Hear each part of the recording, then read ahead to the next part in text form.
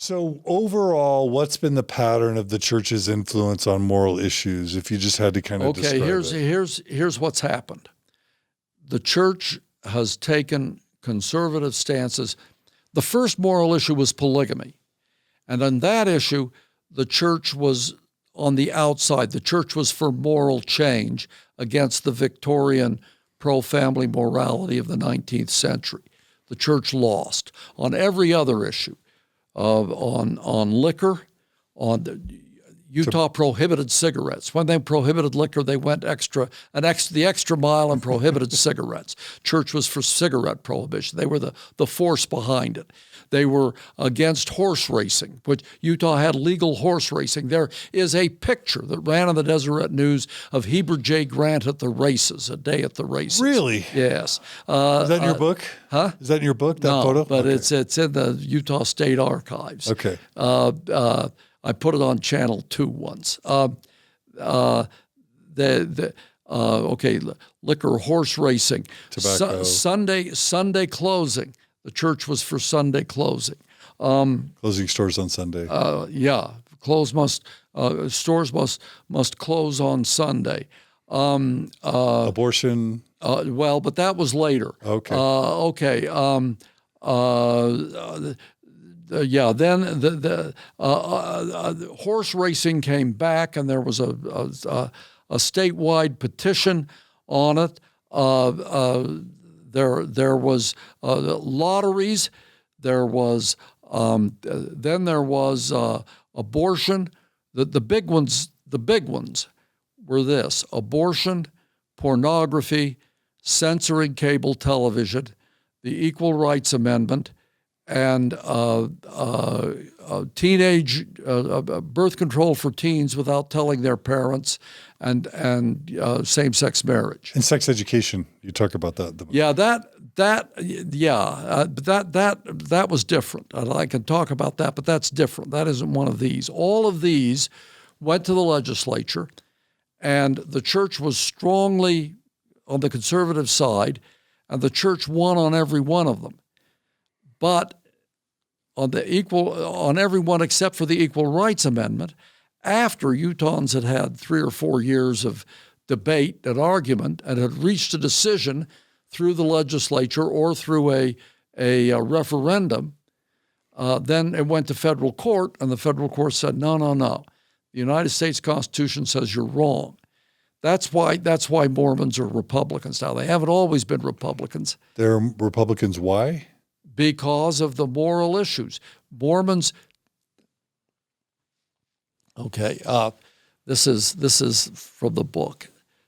Utah, neither Mormons nor Utah have always been Republican. Utah used to be politically ordinary. Hard. You have to make an effort of the imagination to think of Utah as political ordinary. But statehood, 1896, 1972, 20 presidential elections. Utah voted for the winner, that is with the majority, 17 times. Only 3 states voted for the winner more often than Utah. Utah was meaning we'd go back and forth. Yeah, when the nation went Republican, we went Republican. Frank Jonas again. As the nation goes, so goes Utah. So kind of swing state almost like a swing state. Yeah, we were with the nation. We were in the mainstream, and almost always, when we voted Republican for president, we voted Republican for governor and the legislature, and for the Utah swung. That's kind of like Pennsylvania or Ohio now. Well, more so. Utah, more so. I mean, we weren't, those are important states. We were never important. Right. Important's big. We were always small. 3 electoral votes. So no one ever said, oh my goodness, what's happening in Utah? But we were, sometimes we went this way, sometimes we went that way. And that was for 80 years. And there were Mormons and non-Mormons in both parties. Utah, there's a study that says that for much of that period, Utah had the strongest 2-party competition of any state. And in the Depression, Utah was strongly Democratic. but the nation was strongly Democratic. And then Utah was Republican before, and then there was a period of what it sort of swung from election to election, and then Utah became strongly Republican. Utah became Republican in 1976. For the first time ever, Utah was the state that gave the highest percentage of its vote to any presidential candidate. That was to Gerald Ford. We'd voted for winners. We voted most strongly of any state for the loser, and since then, there have been 12 elections. In 7 of them, we have been the most Republican state. And until Donald Trump, when we weren't the most, we were the second or third. Only because of Evan McMullen, right? Well, no. This last time, Evan McMullen wasn't in. We were only 12th most Republican. So let me ask you, so I'm thinking about 76 and what I know. I know that Richard Nixon had, Ford took over for Nixon because of Watergate. Jimmy Carter ends up getting elected in 76. Yeah. What was the big issue or the sets of issues that sort of launched Utah into heavy Republicanism starting in 76? 1973, Roe v. Wade. Okay, tell us about that. Okay, Roe v. Wade, the Supreme Court strikes down abortion laws, including Utah's abortion law, anti-abortion law.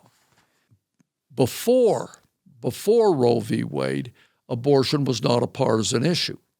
In 72, the election before Roe v. Wade, for governor, Cal Rampton ran against Nick Strike. Cal Rampton, the Democrat, strongly against abortion. If the legislature liberalizes Utah's abortion law, I'll veto it. Nick Strike, we need more liberal abortion laws. And it wasn't the Republicans one way. Republicans were a little more pro-choice than Democrats because Democrats had the Catholics, and interesting. That was true nationwide. But it wasn't a big issue. In a campaign, it'd be mentioned a couple of times.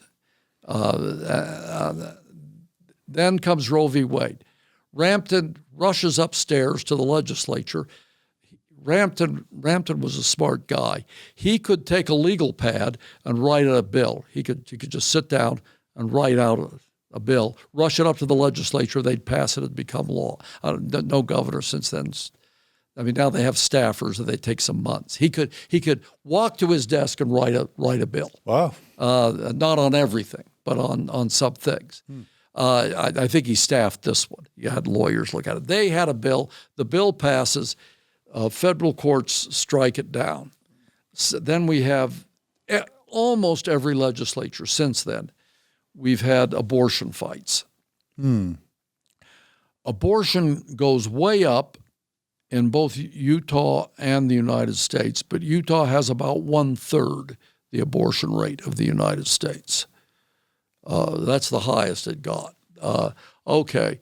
So refining my question a bit, what was it about Mormonism and evangelical Christianity that made abortion a defining political issue?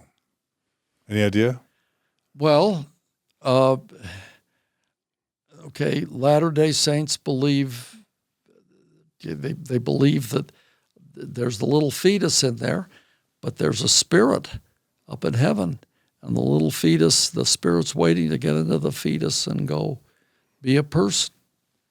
And they believe that it's just not right to leave those spirits. They aren't immoderate.